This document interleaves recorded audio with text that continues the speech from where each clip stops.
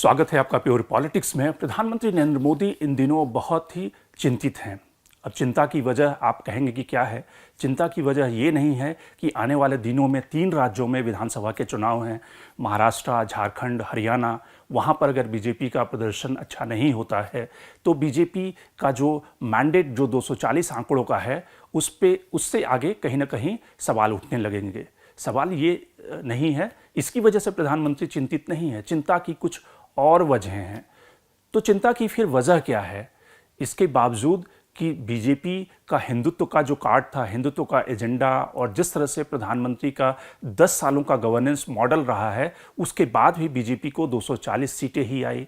तो क्या प्रधानमंत्री की चिंता की ये वजह है? जाहिर तौर पर प्रधानमंत्री की चिंता के ये भी कारण है, ये भी वजह है, लेकिन चिंता का कुछ और कारण है, कुछ और वजह है। तो वो क्या वजह है, उस पर हम बात करेंगे प्योर पॉलिटिक्स में।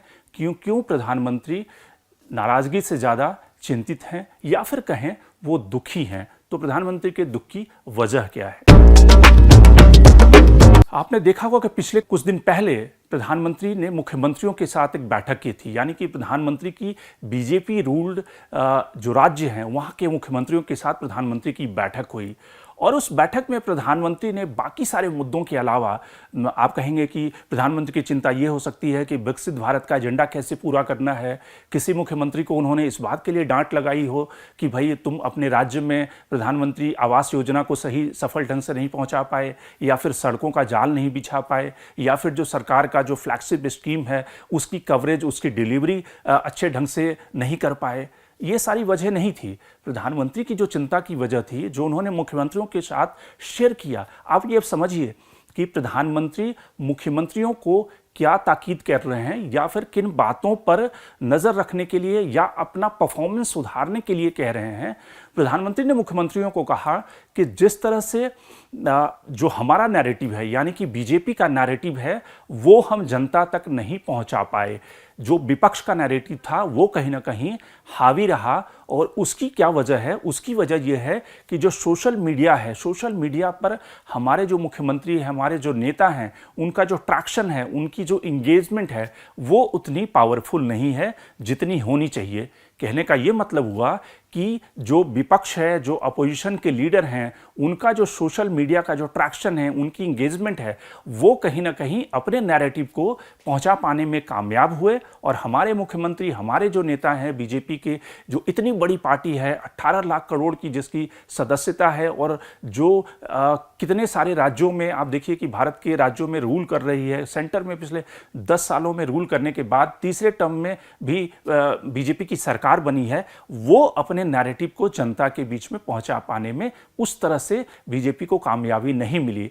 तो बीजेपी की हार के पीछे ढेर सारे जो कारण ढूंढे जा रहे हैं, उसमें कई सारे लोगों का ये कहना है कि किस तरह से जब संविधान बदलने के मुद्दे पर जो विपक्ष का कैंपेन था वो जनता तक पहुंच गया, और दलित और जो ओबीसी कम्युनिटी है उन सब ने बीजेपी से किनारा करके, क्योंकि उन्हें लगा कि अगर बीजेपी को 400 सीटों का आंकड़ा मिल गया तो वो संविधान बदल देंगे। इसीलिए वो विपक्षी पार्टियां, चाहे वो समाजवादी पार्टी हो या कांग्रेस के पास में चली गई, जिसके कारण से बीजेपी की संख्या कम हो गई।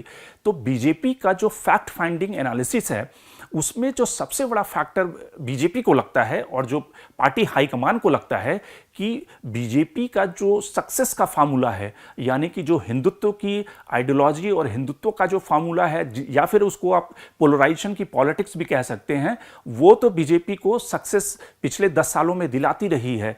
राम मंदिर का उद्घाटन हुआ, उसी तरह से बीजेपी का जो गवर्नेंस का ट्रैक रिकॉर्ड है, डिलीवरी, लास्ट माइल जो कनेक्टिविटी डिलीवरी की है, वो सब वो वजह हैं जिसकी वजह से बीजेपी का ग्राफ पिछले 10 सालों में लगातार प्रचंड जनादेश बीजेपी को मिलता रहा। तो बीजेपी को लगता है कि वो सारी बातें आज भी कायम हैं, आज भी जमीन पर है। प्रधानमंत्री की लोकप्रियता वैसे ही बरकरार है, वैसे ही बीजेपी का हिंदुत्व का एजेंडा भी चल रहा है। बीजेपी के गवर्नेंस के मॉडल में कोई खोट नहीं है। जो असली खोट है वो है सोशल मीडिया और जो नैरेटिव बनाने के जो इंस्ट्रूमेंट हैं, वहां पर बीजेपी कहीं ना कहीं पिछड़ रही है। अब ये सवाल है, बीजेपी की चिंता असली है क्या? बीजेपी की असली चिंता ये है कि जिस खेल में, यानी कि नैरेटिव बनाने का जो खेल है, जो बीजेपी की उसमें मास्टरी थी अपने नैरेटिव को जनता तक पहुंचाने में, अपने कम्युनिकेशन को जनता तक पहुंचा करके उसके माइंड को इन्फ्लुएंस करने में, उस खेल में कहीं ना कहीं विपक्षी पार्टियां, समाजवादी पार्टी, कांग्रेस कहीं ना कहीं बाजी मार ले जा रही है। अब सवाल यह है कि जिस खेल में बीजेपी की मास्टरी थी, उस खेल में उसे कोई और पटक दे रहा है। तो असली चिंता प्रधानमंत्री की यह है कि जो नैरेटिव का खेल है उसमें बीजेपी कैसे पिछड़ रही है। और यह सिर्फ प्रधानमंत्री अपने मुख्यमंत्रियों को नहीं कह रहे हैं।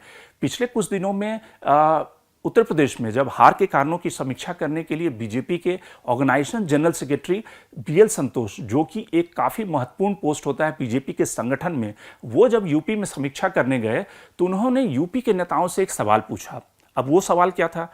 उन्होंने सवाल ये पूछा कि आप ये बताइए कि मैंडेट मिलने के बाद, यानी कि जो बीजेपी को मैंडेट मिला है उसके बाद मीडिया का क्या एटीट्यूड है बीजेपी नेताओं के साथ में, जब वो पैनल डिस्कशन पे जाते हैं, जब वो अलग अलग प्लेटफॉर्म पे जाते हैं, उनका क्या एटीट्यूड क्या बदला है। तो उसमें ढेर सारे नेताओं ने ये कहा कि हाँ, वो एटीट्यूड बदल गया है। अब वो विपक्षी नेताओं को भी काफ़ी तरजीह दे रहे हैं, अखिलेश यादव को भी काफ़ी प्रोमिनेंस मिल रहा है, कांग्रेस के नेताओं को भी प्रोमिनेंस मिल रहा है।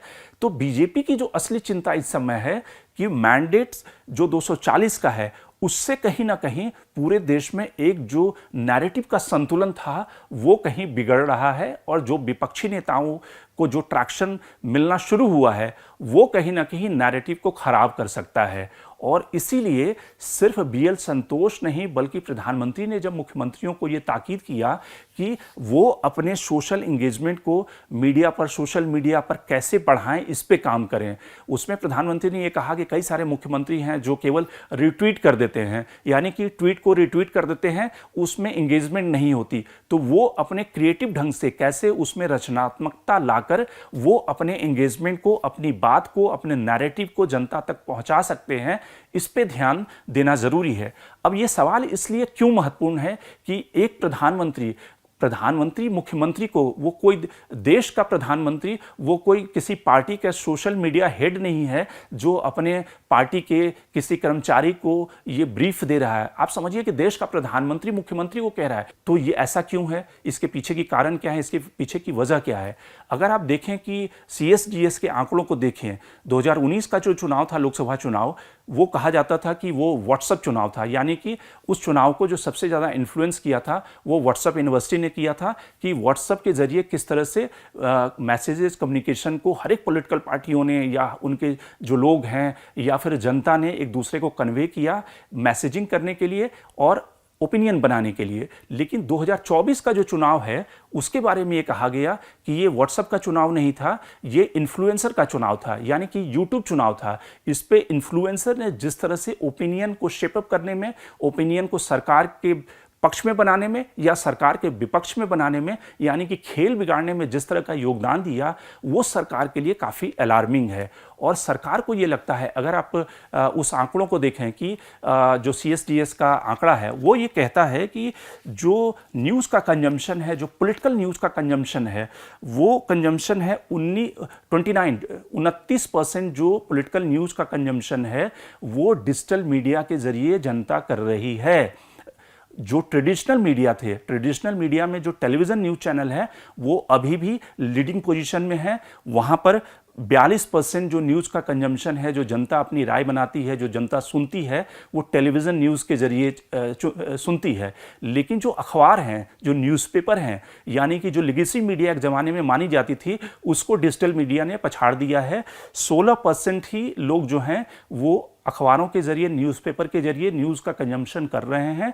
उससे ज़्यादा यानी कि 29% जो लोग हैं वो सोशल मीडिया, डिजिटल प्लेटफॉर्म के ज़रिए, व्हाट्सएप, फेसबुक, यूट्यूब, ट्विटर के जरिए न्यूज़ का कंजम्पशन कर रहे हैं।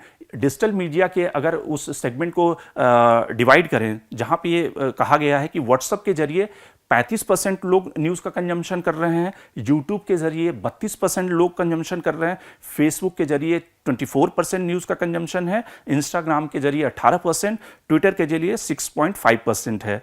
न्यूज़पेपर अपनी जगह खोता जा रहा है, 16.7%, रेडियो 6.9% कंजम्पशन है। तो सवाल यह है कि प्रधानमंत्री और बीजेपी का चिंतित होना इसलिए ज़रूरी है क्योंकि जो 2024 का इलेक्शन, जिसको कहा गया कि ये इन्फ्लुएंसर का इलेक्शन था, इन्फ्लुएंसर और यूट्यूबर ने इस इलेक्शन की दशा और दिशा को डिसाइड करने में या लोगों की ओपिनियन बनाने में एक बड़ी भूमिका निभाई। वो इसलिए क्योंकि 29% जो लोग हैं वो न्यूज़पेपर की जगह, टीवी की जगह वो डिजिटल मीडिया से न्यूज़ का कंजम्पशन कर रहे हैं। क्योंकि अक्सर ये कहा जाता है कि जो टेलीविज़न, इंडिया में जो टेलीविज़न चैनल हैं, यानी कि 250-300 जो टेलीविज़न चैनल हैं जिसके जरिए सरकार अपने नैरेटिव को जनता तक पहुंचाती है, वो बाई एंड लार्ज कहीं ना कहीं टिल्टेड दिखाई देते हैं बीजेपी की तरफ, यानी कि बीजेपी की खबरों को ज़्यादा वो प्रसारित करते हैं, तो जिसके जरिए बीजेपी नैरेटिव बनाने में पिछले 10 सालों में कामयाब रही थी। लेकिन उस टेलीविज़न के समानांतर पैरेलल जिस तरह से यूट्यूबर और इन्फ्लुएंसर पैदा हुए हैं, उन्होंने सरकार के लिए खतरे के संकेत पैदा कर दिए हैं। तो इसलिए प्रधानमंत्री और BL संतोष की जो चिंता है वो लाजमी है। और पिछले हफ्ते एक और घटना हुई, एक और घटना हुई जो बीजेपी की चिंता को दिखाती है कि हाल के दिनों में जिस तरह से संसद में आपने देखा कि एग्रेसिव राहुल गांधी, अखिलेश यादव ने सरकार के लिए मुश्किलें पैदा की है, तो प्रधानमंत्री को जितनी कवरेज टेलीविज़न पे अब तक मिलती रही है, उसके समानांतर अब जो अपोजिशन के लीडर हैं, विपक्ष के नेता हैं, राहुल गांधी, अखिलेश यादव, उनको भी काफ़ी ज़्यादा प्रोमिनेंस मिल रहा है। पिछले हफ्ते पीएमओ, जो कि पीएमओ के अधिकारी जो इन टेलीविज़न चैनल के ऊपर एक तरह से निगरानी रखते हैं, और जब प्रधानमंत्री का CII में भाषण हो रहा था तो उस समय पीएमओ की तरफ से एक संदेश आया एक ग्रुप में कि कितने सारे इस समय टीवी चैनल प्रधानमंत्री के भाषण को इस समय लाइव काट रहे हैं। और उसके बाद फिर बीजेपी का जो तंत्र है वो मॉनिटरिंग करने लगा कि कितने सारे चैनल प्रधानमंत्री के भाषण को काट रहे हैं लाइव, या कितने सारे टीवी चैनल नहीं काट रहे हैं। तो यानी कि रिपोर्टें लगातार बन रही है और उस रिपोर्ट के आधार पर आगे की जो स्ट्रैटेजी है वो तय की जाएगी कि कौन सा टेलीविज़न न्यूज़ चैनल प्रधानमंत्री को कितनी जगह दे रहा है, विपक्ष के नेता को कितनी जगह मिल रही है।